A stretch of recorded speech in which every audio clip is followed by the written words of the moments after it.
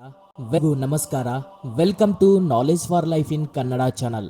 ನಮಗೆ ಏನಾದರೂ ಕೋರಿಕೆ ನೆರವೇರಬೇಕು ಅಂದ್ರೆ ನಮ್ಮ ಇಷ್ಟ ದೇವರಲ್ಲಿ ಆಗಲಿ ಇಲ್ಲಾಂದ್ರೆ ಯೂನಿವರ್ಸ್ ಹತ್ರ ಪ್ರೇ ಮಾಡಿ ನಮ್ಮ ಕೋರಿಕೆಯನ್ನ ನೆರವೇರಿಸು ಅಂತ ಪ್ರೇ ಮಾಡ್ತಾ ಇರ್ತೀವಿ. ಮತ್ತೆ ಹಾಗಿದ್ದಾಗ ನಿಮ್ಮ ಕೋರಿಕೆ ಅನ್ನೋದು ಖಂಡಿತವಾಗ್ಲೂ ನೆರವೇರಬೇಕು ಅಂದ್ರೆ ನೀವು ಯೂನಿವರ್ಸ್ ಹತ್ರವಾಗ್ಲಿ ಇಲ್ಲಾಂದ್ರೆ ದೇವರಿಗೆ ಆಗ್ಲಿ ಸರಿಯಾದ ವಿಧಾನದಲ್ಲಿ ಏನಾದರೂ ಕೇಳಿದ್ದೇ ಆದ್ರೆ ನಿಮ್ಮ ಕೋರಿಕೆ ಅನ್ನೋದು ಖಂಡಿತವಾಗ್ಲೂ ನೆರವೇರುತ್ತೆ. ನಿಮ್ಮ ಕೋರಿಕೆ ಖಂಡಿತವಾಗ್ಲೂ ನೆರವೇರಬೇಕು ಅಂದ್ರೆ ಯೂನಿವರ್ಸ್ನ ಯಾವ ಸಮಯದಲ್ಲಿ ಹೇಗೆ ಪ್ರೇ ಮಾಡಿದ್ರೆ ನಿಮ್ಮ ಕೋರಿಕೆ ಯೂನಿವರ್ಸ್ಗೆ ಸೇರುತ್ತೆ ಅನ್ನೋ ವಿಷಯಗಳ ಬಗ್ಗೆ ನಾವು ಇವತ್ತಿನ ಈ ವಿಡಿಯೋದಲ್ಲಿ ತಿಳಿದುಕೊಳ್ಳೋಣ. ನಮ್ಮ ಯಾವುದಾದರೂ ಒಂದು ಆಸೆ ಅಥವಾ ಕೋರಿಕೆ ನೆರವೇರಬೇಕು ಅಂದ್ರೆ ನಾವು ಈ ಯೂನಿವರ್ಸ್ ಜೊತೆ ಅಲೈನ್ ಆಗಿದ್ದಾಗ, ಅಂದ್ರೆ ಅದರ ಜೊತೆ ನಾವು ಕನೆಕ್ಟ್ ಆಗಿದ್ದಾಗ ಮಾತ್ರ ನಮ್ಮ ಕೋರಿಕೆ ಅನ್ನೋದು ನೆರವೇರುತ್ತೆ. ಮತ್ತೆ ನಮ್ಮನ್ನ ಈ ಯೂನಿವರ್ಸ್ ಜೊತೆ ಕನೆಕ್ಟ್ ಮಾಡೋದು ಏನಾದ್ರೂ ಇದೆಯಾ ಅಂದ್ರೆ ಅದು ಧ್ಯಾನ ಮಾತ್ರವೇ. ಈ ಧ್ಯಾನದಿಂದ ಮಾತ್ರವೇ ನಾವು ತುಂಬಾ ಸುಲಭವಾಗಿ ಯೂನಿವರ್ಸ್ ಜೊತೆ ಕನೆಕ್ಟ್ ಆಗ್ಬೋದು. ಈ ಧ್ಯಾನದಿಂದಾನೇ ಲಾ ಆಫ್ ಅಟ್ರಾಕ್ಷನ್ ಹೇಗೆ ಅಪ್ಲೈ ಮಾಡಬೇಕು ನೋಡೋಣ. ಧ್ಯಾನದಿಂದ ಲಾ ಆಫ್ ಅಟ್ರಾಕ್ಷನ್ ಅನ್ನೋದು ತುಂಬಾ ಸುಲಭವಾಗಿ ಕೆಲಸ ಮಾಡುತ್ತೆ. ಇಲ್ಲಿ ಧ್ಯಾನ ಅಂತ ಹೇಳಿದೀನಿ ಅಂತ ಗಂಟೆಗಟ್ಟಲೆ ಮಾಡ್ಬೇಕಾ ಅಂತ ಭಯ ಪಡೋ ಅವಶ್ಯಕತೆ ಇಲ್ಲ. ನಿಮ್ಮ ಅಂತರಂಗದಲ್ಲಿ ಮೌನ ಏರ್ಪಡುವ ರೀತಿ ನೋಡಿಕೊಂಡರೆ ಸಾಕು. ಮೌನ ಭಗವಂತನ ಜೊತೆ ಸ್ನೇಹ ಅಂತ, ಮಾತು ಮಾಯದ ಜೊತೆ ಬಂಧನ ಅಂತ ಯಾರೋ ದೊಡ್ಡವರು ಹೇಳಿದ್ರು. ಅಂದ್ರೆ ಇಲ್ಲಿ ನಿಮ್ಮ ಅಂತರಂಗದಲ್ಲಿ ಮೌನವು ಏರ್ಪಟ್ಟಾಗ ಮಾತ್ರವೇ ನೀವು ಯೂನಿವರ್ಸ್ ಜೊತೆ ಕನೆಕ್ಟ್ ಆಗೋದನ್ನೋದು ನಡೆಯುತ್ತೆ.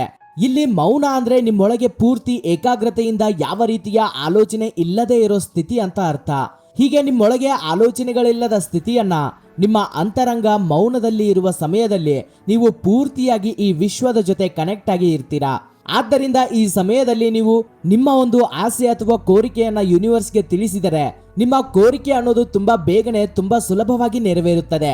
ನಿಮಗೆ ಮತ್ತಷ್ಟು ಸ್ಪಷ್ಟವಾಗಿ ಧ್ಯಾನದಲ್ಲಿ ಯಾವ ಸಮಯದಲ್ಲಿ ನೀವು ನಿಮ್ಮ ಒಂದು ಆಸೆ ಅಥವಾ ಕೋರಿಕೆಯನ್ನ ಯೂನಿವರ್ಸ್ಗೆ ತಿಳಿಸಿದರೆ ನಿಮ್ಮ ಕೋರಿಕೆ ಅನ್ನೋದು ತುಂಬಾ ಬೇಗನೆ ತುಂಬಾ ಸುಲಭವಾಗಿ ನೆರವೇರುತ್ತದೆ. ನಿಮಗೆ ಮತ್ತಷ್ಟು ಸ್ಪಷ್ಟವಾಗಿ ಧ್ಯಾನದಲ್ಲಿ ಯಾವ ಸಮಯದಲ್ಲಿ ನಿಮ್ಮ ಕೋರಿಕೆಯನ್ನ ತಿಳಿಸಬೇಕು ಅಂದ್ರೆ ನೀವು ಕಣ್ಣು ಮುಚ್ಚಿಕೊಂಡು ನೀವು ಧ್ಯಾನದಲ್ಲಿ ನಿಮ್ಮ ಉಸಿರನ್ನ ಗಮನಿಸುತ್ತಾ ಇರಬೇಕು.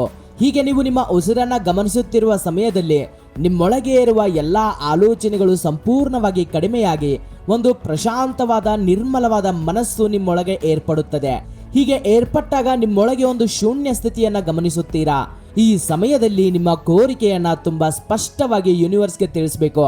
ಹೀಗೆ ತಿಳಿಸಿದಾಗ ನೀವು ಯೂನಿವರ್ಸ್ ಜೊತೆ ಪೂರ್ತಿಯಾಗಿ ಕನೆಕ್ಟ್ ಆಗಿ ಇರ್ತೀರಾ. ಆದ್ರಿಂದ ನಿಮ್ಮ ಕೋರಿಕೆ ಅನ್ನೋದು ಡೈರೆಕ್ಟ್ ಆಗಿ ಯೂನಿವರ್ಸ್ಗೆ ಸೇರೋದನ್ನೋದು ನಡೆಯುತ್ತೆ. ಉದಾಹರಣೆಗೆ ನೀವು ಅಕ್ಷರಗಳಿದ್ದ ಪೇಪರ್ನ ಹಾಗೇನೆ ಬ್ಲಾಂಕ್ ಪೇಪರ್ನ ತಗೊಂಡು ಅದರ ಮೇಲೆ ಕೆಲವು ಅಕ್ಷರಗಳನ್ನ ಬರೆದರೆ ನಿಮಗೆ ಯಾವುದು ಸ್ಪಷ್ಟವಾಗಿ ಅರ್ಥ ಆಗುತ್ತೆ? ಬ್ಲಾಂಕ್ ಪೇಪರ್ ಮೇಲೆ ಬರ್ದಿರೋದಾ ಇಲ್ಲಾಂದ್ರೆ ಅಕ್ಷರಗಳು ಇದ್ದ ಪೇಪರ್ ಮೇಲೆ ಬರ್ದಿರೋದಾ? ಖಂಡಿತವಾಗ್ಲೂ ಬ್ಲಾಂಕ್ ಪೇಪರ್ ಮೇಲೆ ಬರ್ದಿದ್ದೇ ಅರ್ಥ ಆಗುತ್ತೆ. ಹಾಗೇನೆ ನಿಮ್ಮ ಮೈಂಡ್ ಕೂಡ ಆಲೋಚನೆಗಳಿಂದ ತುಂಬಿದ್ದಾಗ ನಿಮ್ಮ ಕೋರಿಕೆ ಅನ್ನೋದು ಯೂನಿವರ್ಸ್ಗೆ ಸ್ಪಷ್ಟವಾಗಿ ತಿಳಿಸೋಕೆ ಆಗೋದಿಲ್ಲ.